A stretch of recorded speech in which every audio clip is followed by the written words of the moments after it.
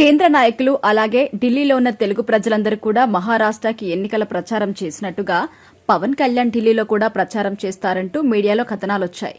అంతేకాదు బీజేపీ నేతలు కూడా ఢిల్లీలో పవన్ కళ్యాణ్ ప్రచారం చేస్తారు అంటూ స్టేట్మెంట్స్ ఇచ్చారు. మరోవైపు ఢిల్లీలో తెలుగు ప్రజలు పవన్ కళ్యాణ్ ప్రచారం కోసం ఎదురుచూస్తున్నారు. ఆఖరి నిమిషంలో ఆంధ్రప్రదేశ్ ముఖ్యమంత్రి చంద్రబాబు నాయుడు ఆయన ఎన్నికల ప్రచారంలో పాల్గొన్నారు తప్ప పవన్ కళ్యాణ్ ప్రచారానికి వెళ్లలేదు.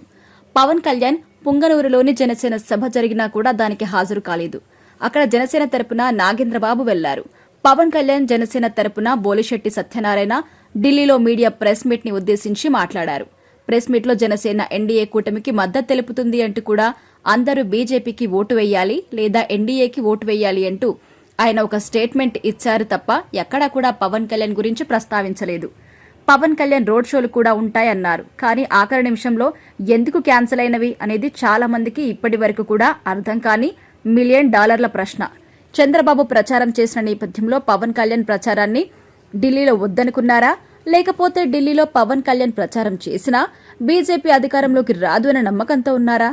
ఒకవేళ భారతీయ జనతా పార్టీ అక్కడ అధికారంలోకి రాకపోతే తనపై అందరూ వేలెత్తి చూపెడతారు అనే ఉద్దేశంతో ఢిల్లీ ఎన్నికల ప్రచారానికి పవన్ కళ్యాణ్ దూరంగా ఉన్నారా అన్నది మాత్రం తెలియాల్సి ఉంది. ఇప్పుడు ఇక ఢిల్లీలో మాత్రం పవన్ కళ్యాణ్ పర్యటన ఆఖరి నిమిషంలో వాయిదా వేశారు.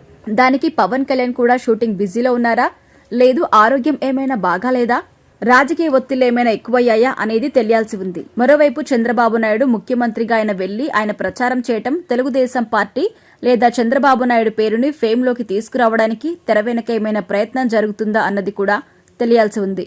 చంద్రబాబు నాయుడు మోడీని 2019లో తీవ్రంగా విమర్శించారు. అదే సమయంలో అరవింద్ కేజ్రీవాల్ ని ఆకాశానికి ఎత్తేశారు. అలాంటి వ్యక్తితో ఇప్పుడు అరవింద్ కేజ్రీవాల్ ని తిట్టి అక్కడ ఢిల్లీ అభివృద్ధి చెందలేదు, మోడీకి ఓటు వేయండి అని చెప్తే ఏమైనా ఇంపాక్ట్ ఉంటుందని పవన్ కళ్యాణ్ ని బీజేపీ పెద్దలు సైడ్ లైన్ చేశారా అన్నది కూడా బయటపడాల్సిన విషయం.